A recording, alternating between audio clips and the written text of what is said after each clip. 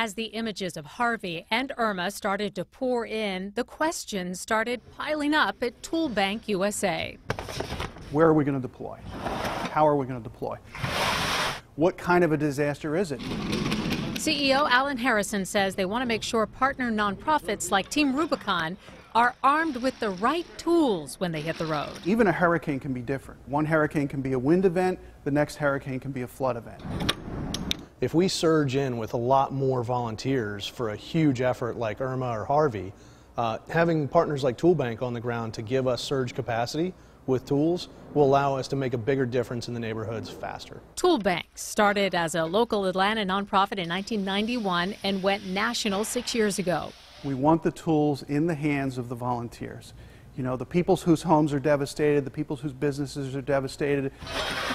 This year, ToolBanks are on track to serve 300,000 volunteers, like these former servicemen headed to Florida with Team Rubicon. Veterans have these skill sets, small team leadership, they're used to austere environments, and we can put that to use here at home. For nonprofits headed to disaster areas, ToolBank USA has completely waived its already drastically reduced rate to rent tools. We're lending these tools to these organizations free of charge so they can bring more volunteers in and hopefully speed up the response process. Matt Walenciak runs ToolBank's disaster services, which loaded up a tractor trailer in Atlanta and deployed for its 14th disaster to an area northeast of Corpus Christi, Texas.